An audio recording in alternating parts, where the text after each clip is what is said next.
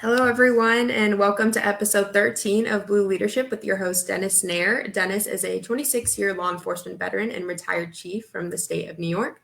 He's also a proud graduate of the 240th session of the FBI National Academy and the 61st session of the FBI Leader Command Institute. The Blue Leadership video podcast is brought to you by the nationally ranked Master of Science in Law Enforcement and Public Safety Leadership program at the University of San Diego. You can learn more about the LEPSL program at criminaljustice.sandiego.edu. And with that, I will kick things over to your host to introduce our featured guest. Thank you, everyone. Kylie, thank you, and great to be back again, episode 13. And today I think is going to be another awesome podcast. Today's guest is retired Assistant Chief of the California Highway Patrol, Jonni Redick. Not only did Jonni have an amazing career and ascend to the top ranks of the California Highway Patrol, but has since gone on to be a successful consultant, an author, and a faculty member of the University of San Diego's Law Enforcement and Public Safety Leadership program. There's lots more, but without further ado, Jonni Redick, Chief, thank you for being here. Absolutely. Thank you, Dennis. I am looking forward to being a part of the conversation. And let's get it going.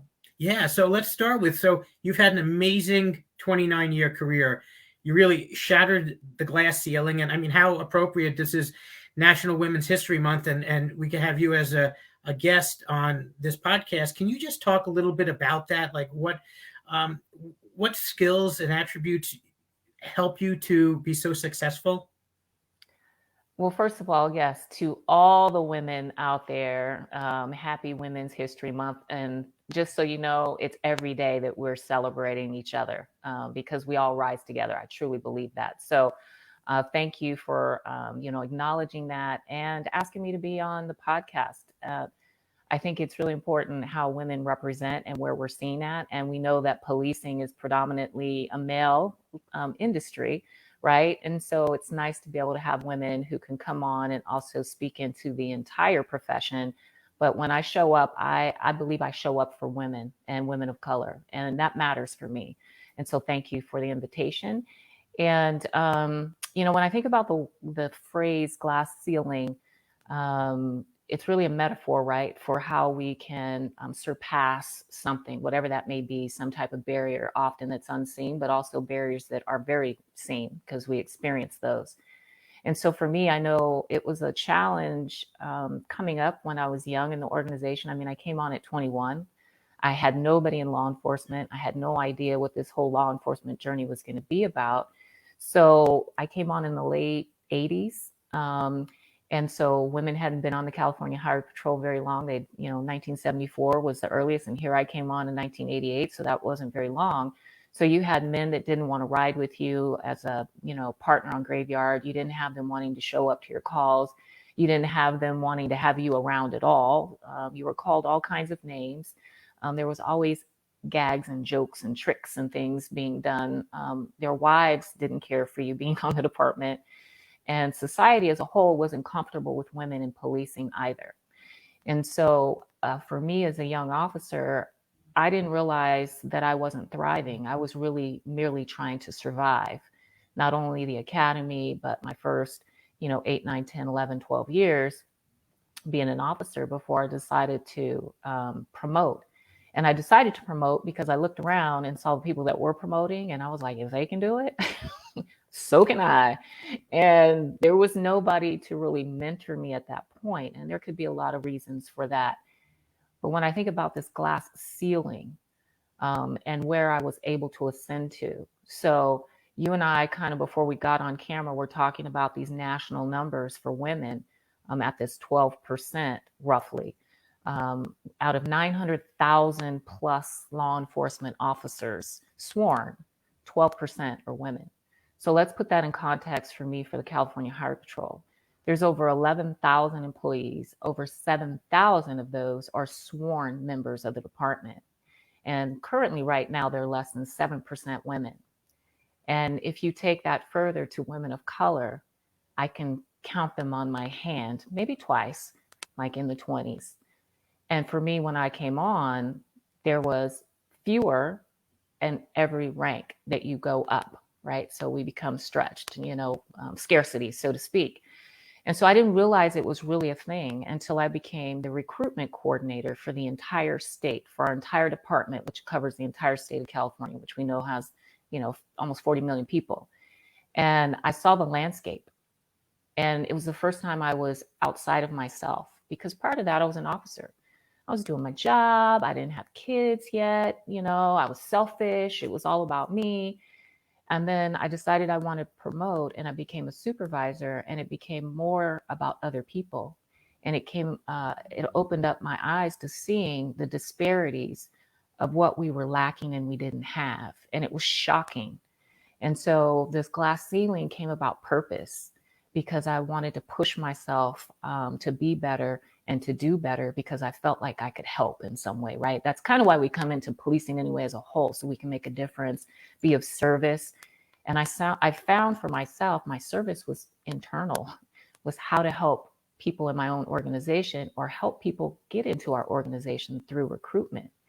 And so when you asked about those characteristics, for me, it was learning and discovering who I was, my authentic self, all my mess, all my brokenness, all the bad behavior that I had as an officer. I had to learn to channel and harness that more for power, for my voice, when I was going to start showing up in these big places with this responsibility that was given to me as a supervisor, right? And having integrity, having this moral integrity, to know that it's important that how I show up matters, but who I am and how I show up matters. And, these are just some of the things, and I will allow you to jump in here so we can go back and forth and I don't hog it up. But the glass ceiling is anywhere that we create it. It just happens to be when we talk about corporate business and culture, it's usually at the CEOs and executive levels. But we can create glass ceilings for ourselves just simply by the unseen barriers that either we personally create for ourselves or are being created for us in our workplaces that we are. I mean, that's what I believe. Yeah, and it's clear for anyone who's listening right now that you're such a powerful and dynamic speaker. And it's amazing, when we look at leadership is a skill that's developed, but there's also an intrinsic quality in certain people that just shines when the time is right.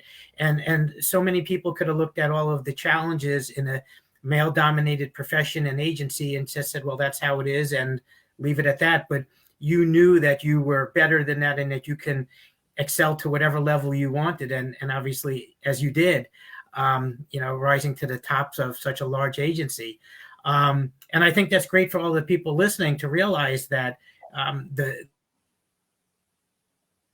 the quality of all of law enforcement is improved through the diversity and through the empowerment of everyone who's wearing that uniform, that they don't feel that they have to be part of just the larger section of the profession that's males.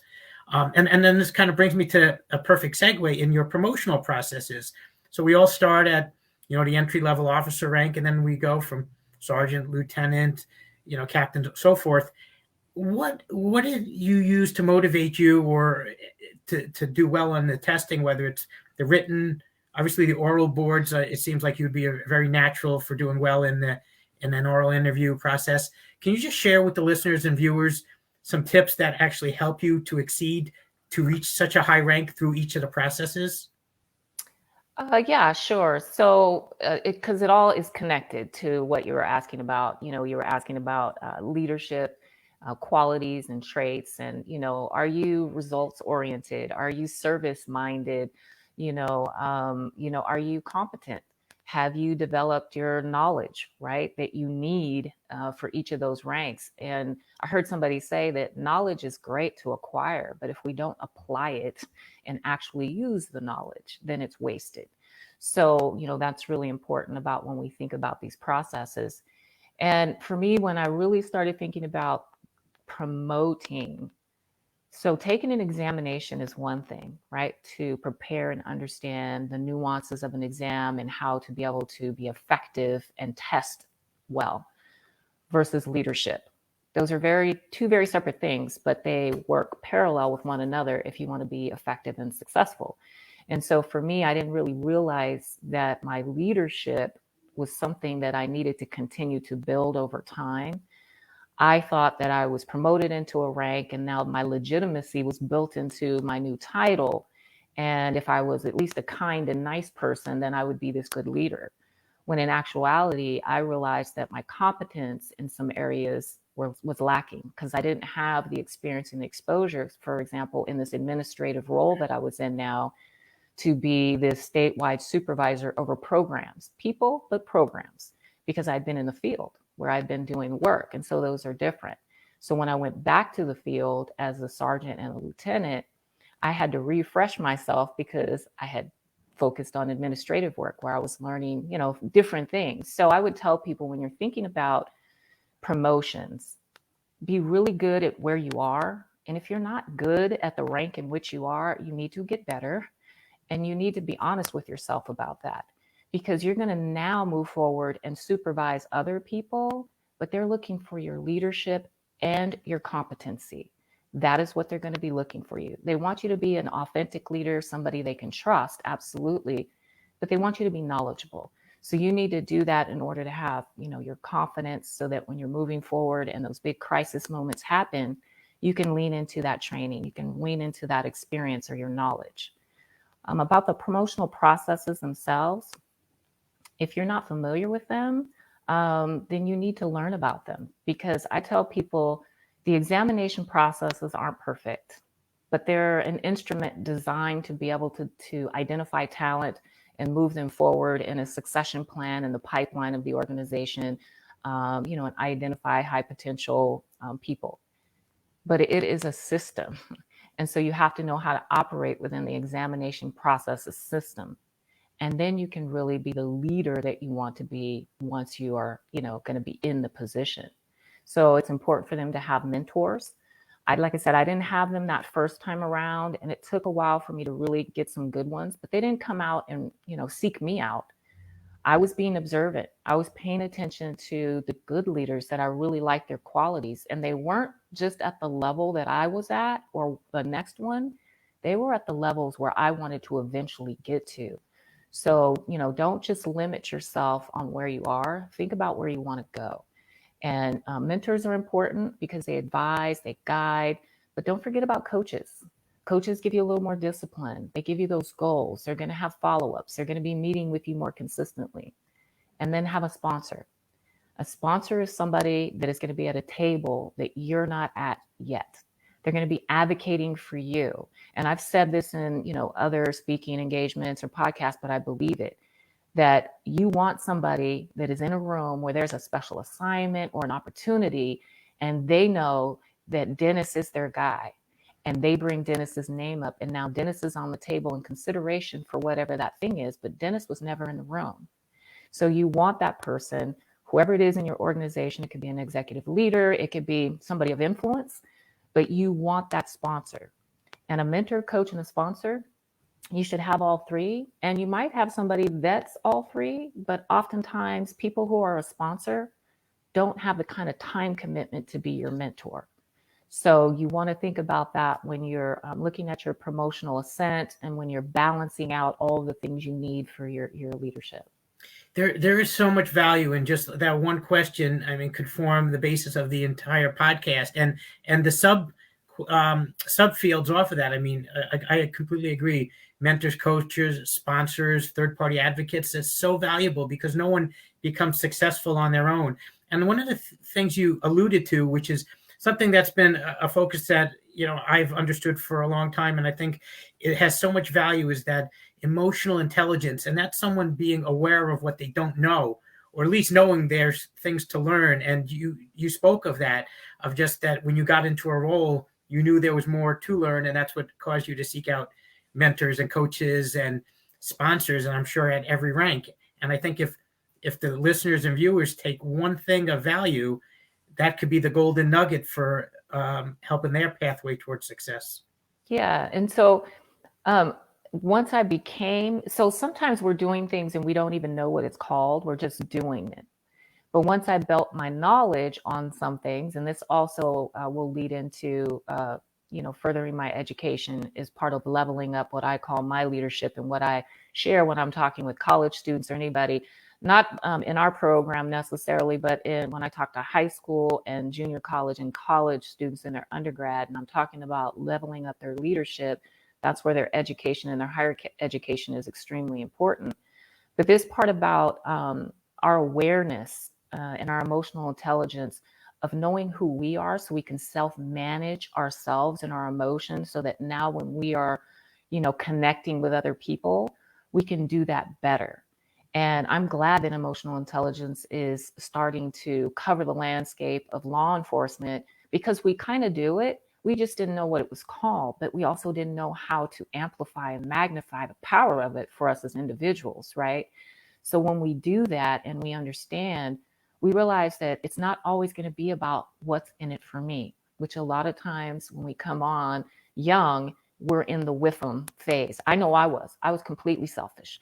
I was like, what shift do I get? I want to have my own patrol car. I want to be able to pick my beat assignments, my days off, my seniority mattered, all of that stuff until I started moving forward. And then it became more about service, truly authentic leadership in the core of my being of how could I help and help other people.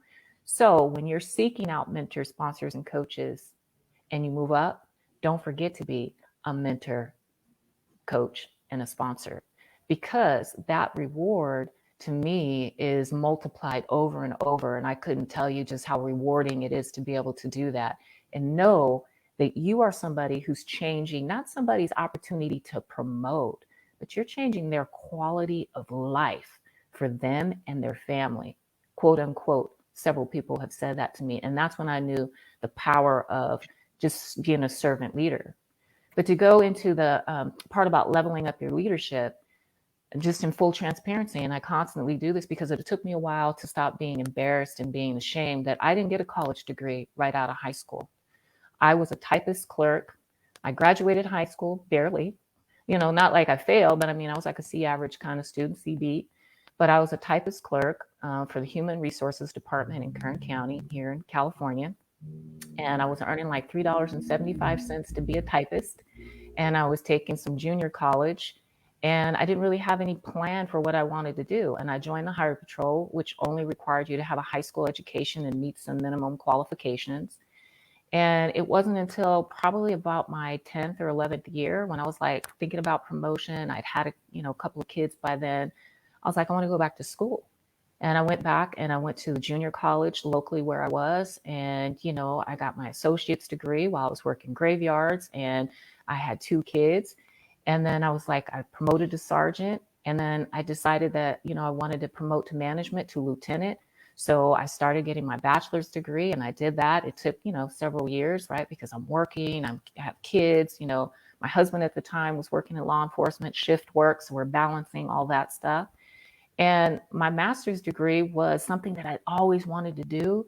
But as I promoted and became an assistant chief, I just didn't have the time. I was working in the field. I'm at critical incidents. Your phone is ringing 24/7. My youngest kid is now in high school. My oldest one is starting junior college. And I just, I didn't have time for me. So right at the end of my career, I decided I wanted to start my master's program. I had been to command college for post. I loved it.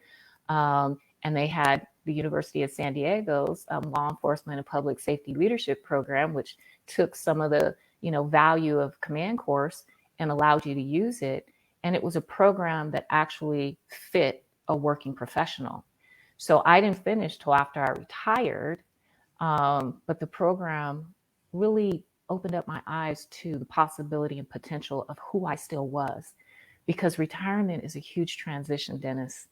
You can fall off of this abyss from being this very important person, being connected to all these people, being able to have decisions, being able to be, influential, to all of a sudden, nobody's calling, the phone's not ringing, your identity can be lost. You go through a phase of emotions and all of these things. But because I was in the program, I had focus, and it gave me intention. And it opened me up again to seeing all the things that were still on the law enforcement landscape that were going on and that I could still contribute and be a part of. And so I can talk more about that as we go, but I'm really grateful for it. And I would tell people to level up your leadership in all the ways I've talked, but also in your education, if you have the opportunity. Yes, I mean, that's everything you said is just so valuable, and there's just so much to unravel. I mean, if we looked at it like so, going back to within this segment of it, we were talking.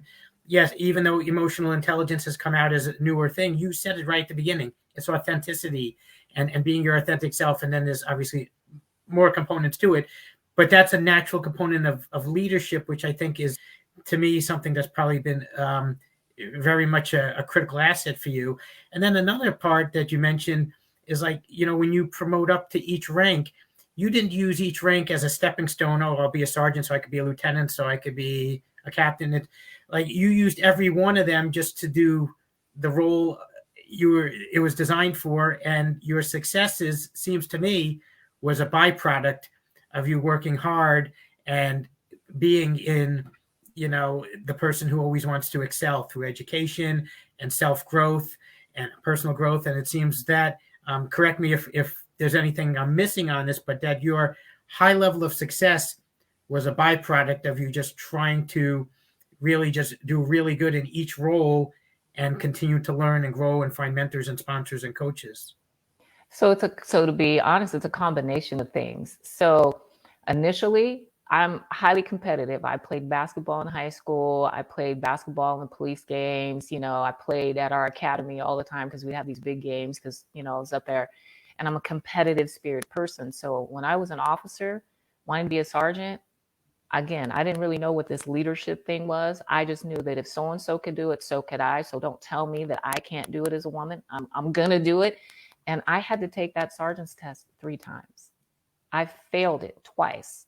Like the first time miserably, the second time just missed the list because we had tenths of a point on list. I'm like, what is that? And then the third time when I did make it, we had a numerical list of 125. Hundreds of people take this test because we're a huge agency, right? So 125 is your list. I was 123. I made the list, but I was like, man, I'm 123.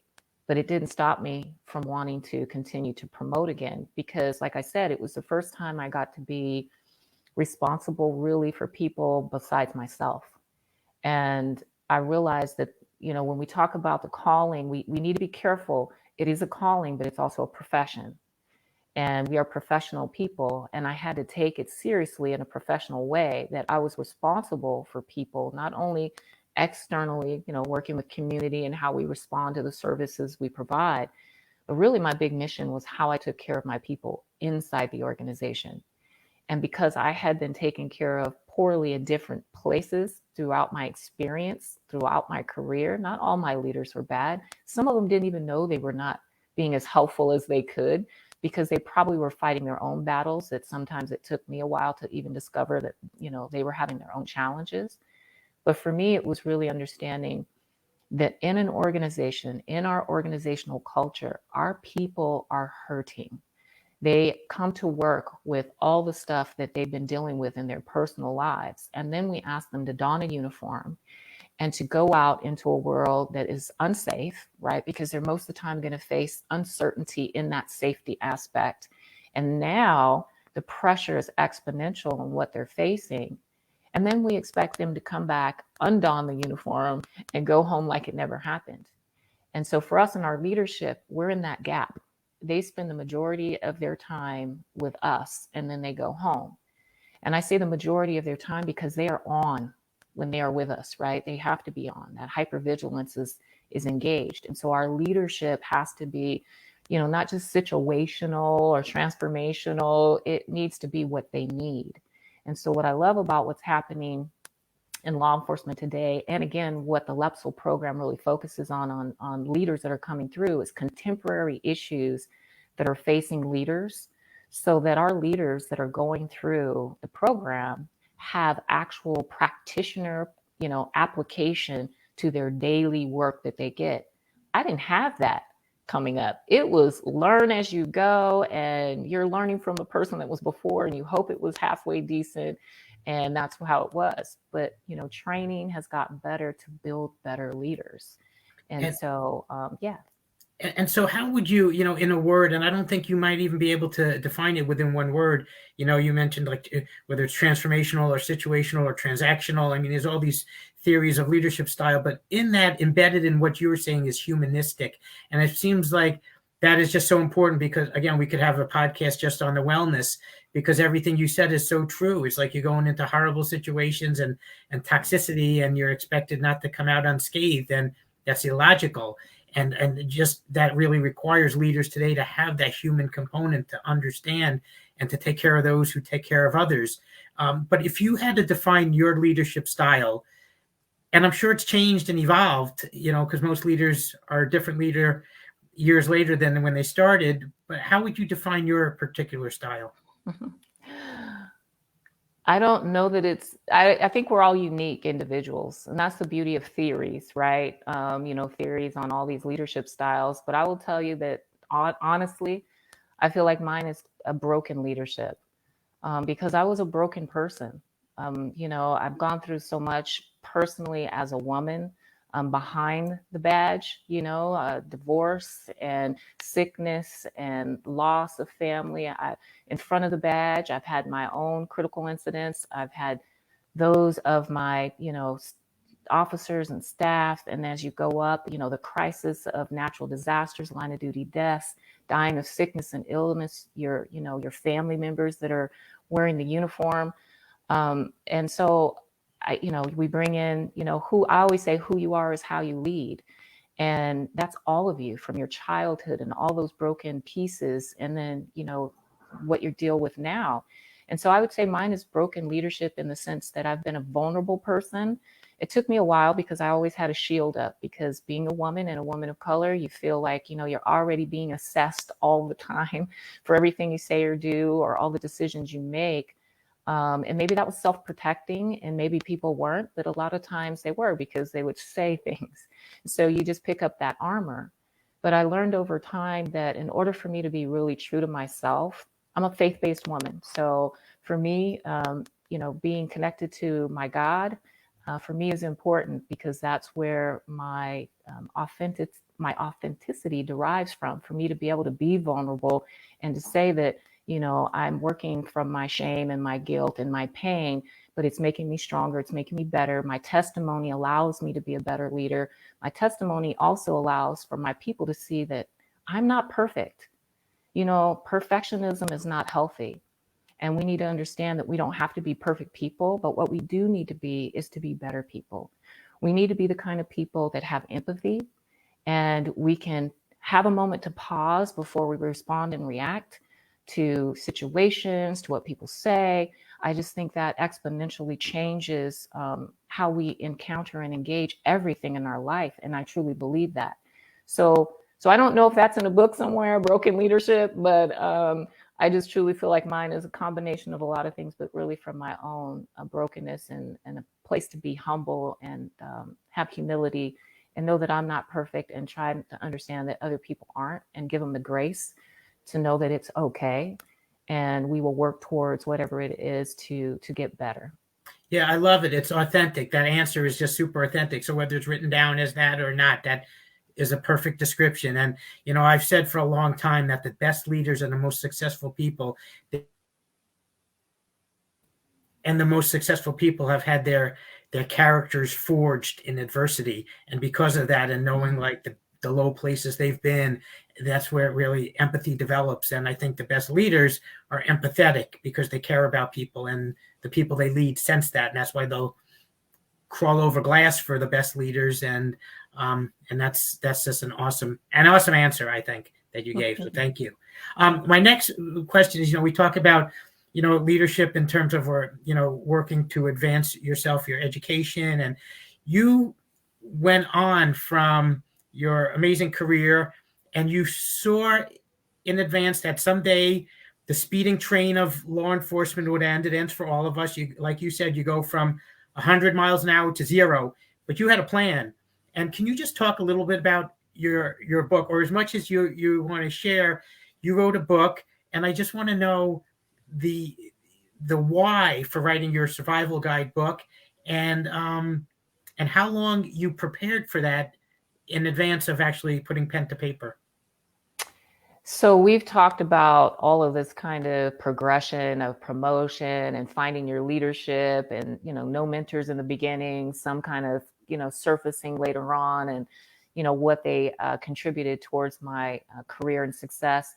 And so that was really the impetus was I took the sergeant's test 3 times because I didn't know what to study. I didn't know how to study. I didn't have any understanding and I was frustrated, right? And that's how it is a lot of times for us in the field, especially at a line level. We don't know because it's like a really big leap to go from an officer to a sergeant and to know what to study because there's like a billion policies, right? And general orders and all these things. And so that was really the impetus for me. So when I decided to do the lieutenant's test, I got into a study group.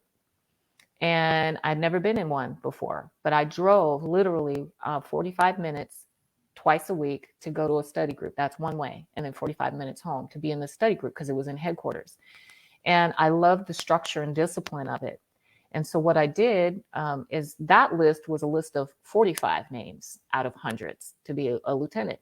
Well, I ended up in the middle, 21 or 22. And I was like, okay, so this works. So I'm in the field office now, and I'm a sergeant over troops in the Stockton Command for California.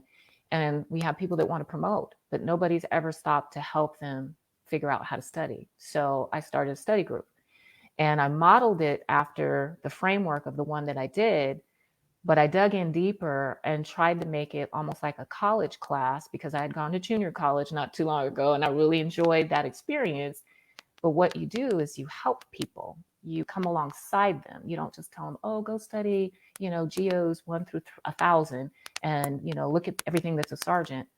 We, week by week, had a plan on how they were to show up, be prepared for class, what policies we were going to go through. We were going to highlight, we were going to create outlines, we were going to create quiz questions, we were going to quiz every time they came. They were going to study stack on top of that.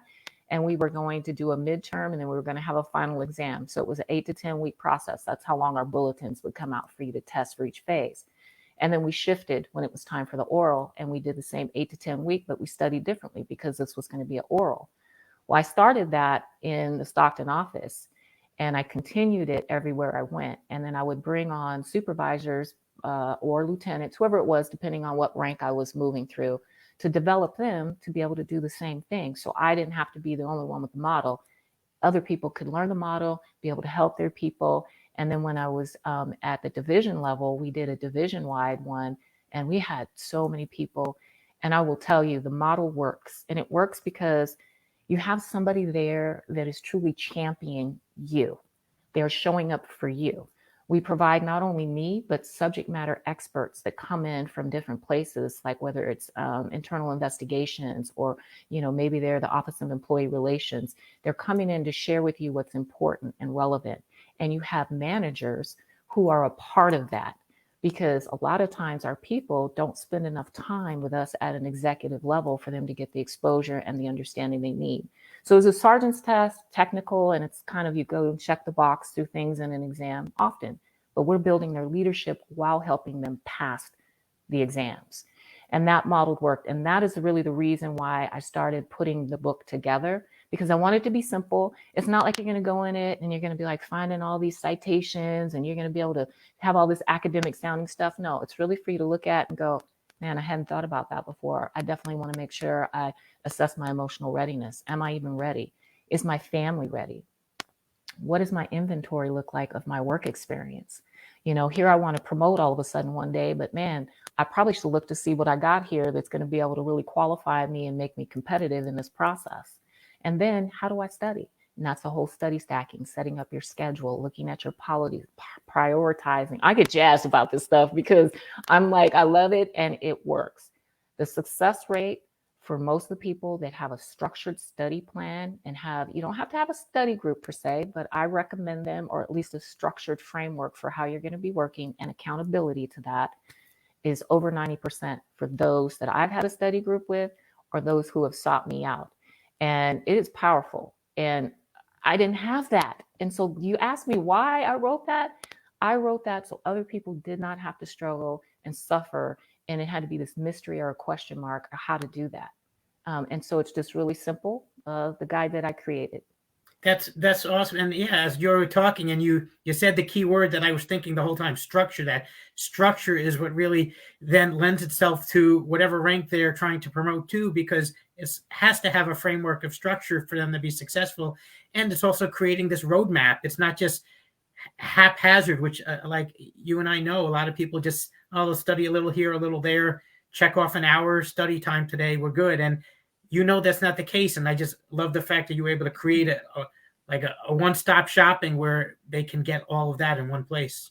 They get it all there, and it's for every level. So the guide applies to everybody because it talks about all the part of the process, whether you're taking a written exam, you have a written component, whether you have an oral interview, whether you're going to have an assessment center. It gives you things to think about in that broad capacity for you to really put your mind around and start practicing and preparing. But it also talks about a career development plan. So early on, you had asked me, how did you, the promotion? Well, I didn't discover a career development plan or an individual development plan until I started studying for sergeant 3 times. I love saying that. And discovered that we had one, that a supervisor should be talking to me about that, but no supervisor ever did talk to me about one of those. So I created my first one and talked to my supervisors moving forward about that career development plan, where it had my goals and objectives, the things I wanted to achieve, whether it was assignments or education or, some kind of in-service training or something the department offered, but also the ranks I wanted to achieve over time and my education levels. And I brushed that thing off. It was a living document. I recommend everybody create one and go over it with your direct supervisor. Keep it in your personnel file. Use it as your vision board. Because when I dusted it off, when I had to take all my stuff out of my desk on my last days as an assistant chief, I was going through the little personnel file where I keep little special things. And I would tell you, I nearly nailed every date that I put on there for my rank, for my promotions. My education was the one that was a little lagging, but the one for my promotions, and I had a couple of others on there that I had sought to promote to. But when I retired at 50, I wasn't feeling well. And so for me, it became about priorities and seeing that my health was important and being around for my family. And I'm glad I did, because now I'm doing so much more cool stuff. Yeah. I love it. Yeah. And, how true is what you just said to the saying that goals without a plan are just dreams. And, your plan of writing it down and having things that are, very specific and attainable, that's really what helps things to come to fruition. And I hope, I feel like if the listeners tune in at any part of this podcast and just take whatever that point is, they're going to extract some super valuable things for their advancement. But what I'd like to do is I'd like to switch gears for a second now. Your role as part of the faculty cadre and in the law enforcement and public safety leadership program, you are in a role where you are forming people who are in various stages within their career. All the way up to officer through chief that come through that program. And can you just talk to the listeners and viewers about why, you could be doing anything, and you are doing a lot of other things, but to make the time to teach in an academic program. And you and I spoke offline about how we view it as such an important component of, sharing what we know from our experiences. Can you just share why it's important to you and what your goal is as a faculty member? So thank you for asking me the value of that. And as I was sitting here and listening to the question, I know there's a couple of things. One is, I know how it felt for me sitting at tables where I had a rank and the authority to be at the table, but I felt like other people may have thought that I didn't, because I didn't have the education to back up where I was in my leadership. And that's just me, how I felt. And I didn't want to have those feelings, because those lead into those automatic negative thoughts that we can have about ourselves, that self-talk that we have. And it can be self-defeating on how you can feel confident where you are in your position, because I was extremely competent at doing my job. But was there areas for me that I had to really honestly look at to say that I could do better and grow? And that's where the education changes that for us. it takes us out of the lane that we're in, and it enters us onto a highway of 6 or 8 lanes, right, with connector roads and all kinds of things, versus just traveling the lane that we've comfortably done, and we've done it well, competently. But I didn't like the way it made me feel as a woman at tables, and I wanted to make sure that there was nothing that they could say that didn't qualify me to be able to do the job. And then secondly, being an instructor, I feel like I did instruction for for the California Highway Patrol for 15 years. I taught first line supervisors, middle managers, and commanders, and helped on a lot of different training cadres, succession planning cadres. So I was always contributing as an instructor, as a teacher, public trust initiatives, training. And I enjoyed it thoroughly, because that's where I get to connect with my people. That's where they get to connect with me. That's where I learn and grow also. That's where I stay contemporary. But it's also where I see some of the gaps on maybe where leadership is missing, because they don't spend time with your people. And so when I look at, the University of San Diego and the LEPSL program, I see an opportunity for me to be a practitioner that you said it is human.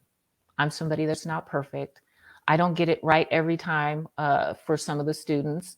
And for some of the other students, I do get it right. But what I do is I get to bring in my experience. I get to bring in my knowledge. I get to bring in my understanding, because I also went through the program that they are actually going through, and to help them build that leadership acumen, so that once they get mad at being maybe upset with me because I'm too hard on a grade, or, maybe I leverage something in a different way that they didn't, want to go with, it opens up their thinking. Because we should not sit with people and be the smartest person in the room, or think that we're the smartest person in the room. And we also should not be afraid to be challenged. As leaders, we have to allow our people and our staff to have different thoughts and views than we do, and for us to be able to constructively have conversations around them without retaliation, without getting, upset and angry at people. Because if we have a fixed mindset, we're not going to have innovation and creativity and growth and artistry in the work that we do, because law enforcement includes artistry. We need to have open minds, and we need to be humble enough in our leadership to do that. So the LEPSL program, to me, helps leaders find that. So it's interesting, the demographics that come in the program relative to their ranks that are in there. So we have a lot of peer relationships that occur, which I love. And so you have people who are on the executive end, some in the management end, and some that are coming in maybe as an officer, deputy, detective.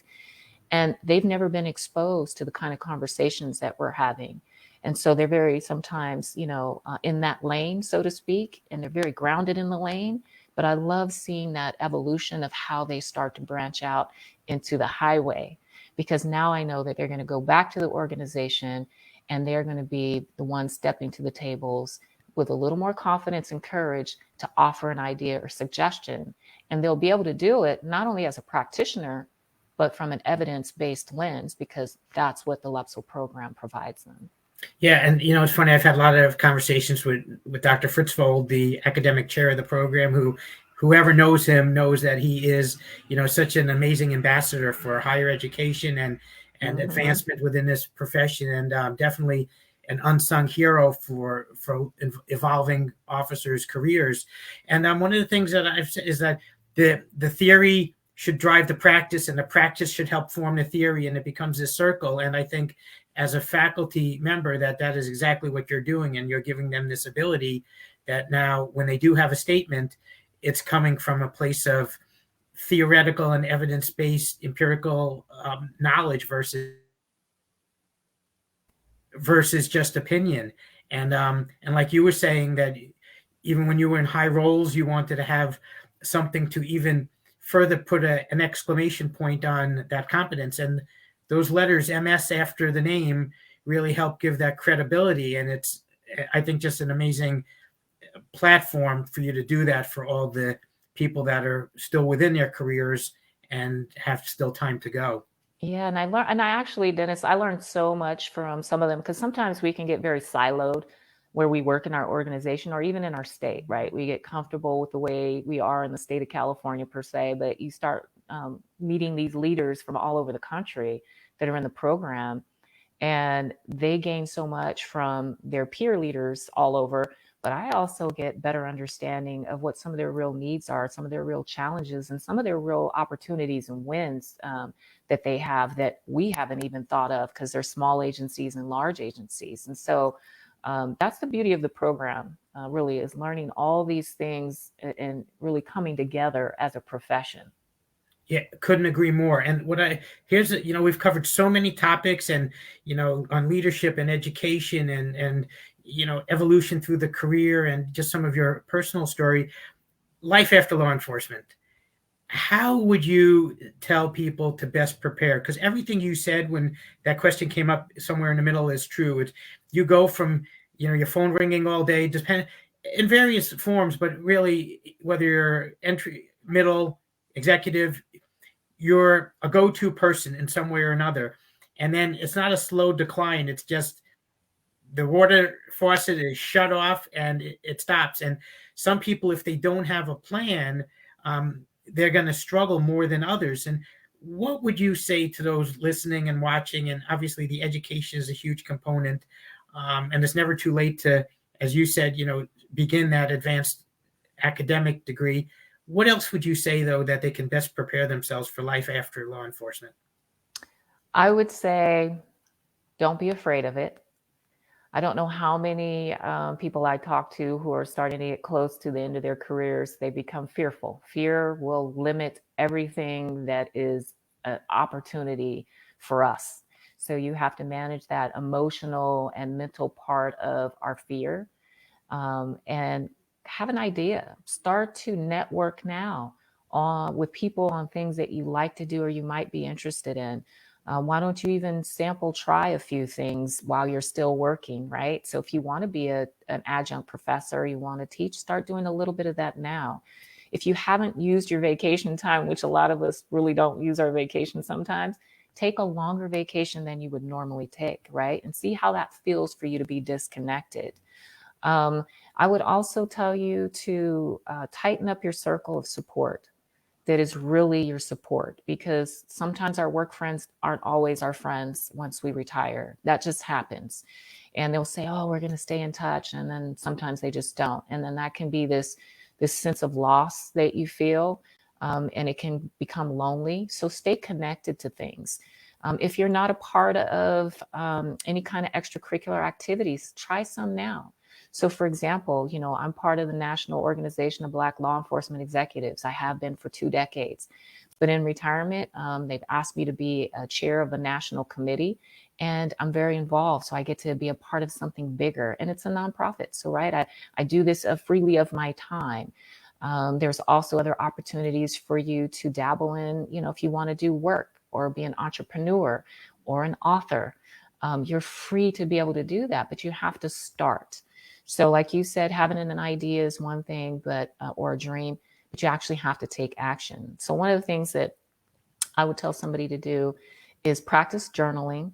And in your retirement journal, it's you're thinking about the things that you see and vision for yourself to do, which is free time with your family, enjoying your grandkids, spending more time with your partner or spouse, traveling, absolutely. But then after that, what else is there? Because you can only do so much of that. So start writing those things down, and then start identifying in your network 5 to 10 people that you need to reach out to now to cultivate the relationship towards what you want to. So it's not a hard stop and now I'm thinking about what I want to do. Start networking and pick those 10 people and reach out to them now with what it is that you want to achieve or try to do. And then also for your mindset, find stuff that's good for you to keep your positivity and your gratitude. We don't practice that enough when we're policing, which I think we need to get more into. But definitely in retirement, you need to have this place for positivity and gratitude. That can be in your journal. That could be how you start your day, who you spend your time with. And know that the things you try, if you don't like them, you don't got to do them anymore. So be willing to be risky in the sense of trying something, but if it doesn't work, don't do it again. If it does work, but you need to reshape it at a cadence that works for you. You don't have to work harder in retirement than you did when you were working. You just don't. Be selective on who your partners are that you want to collaborate with, because collaboration is great. So you don't have to do a lot of this entrepreneurial work yourself. So pick good collaborators, and don't be afraid to change your identity a degree on who you were while you were this police person. It's okay for you to just be you. You know, you wonder why people grow beards or let their hair go whatever. It's because we've been conforming to something for so long. And there's uniform standards, but it's really we're conforming to a construct. But now just be yourself. Be that authentic person of integrity, but be you, and then just shine in the stuff that you're doing. Be good at it. And if you're not good at it, then don't do that thing. Maybe do something different. That would be what I would recommend. And it's really worked well for me. I'm coming up into my 5th year of retirement, and I love it. I love it. Chief, what a great place to end. I feel like we've covered so much on leadership and developing oneself throughout their career. And then, as we look at the end of a career, how they can enjoy the life that everyone aspires to. And, that way they can follow those tips and actually succeed in enjoying what they've worked so hard to get to.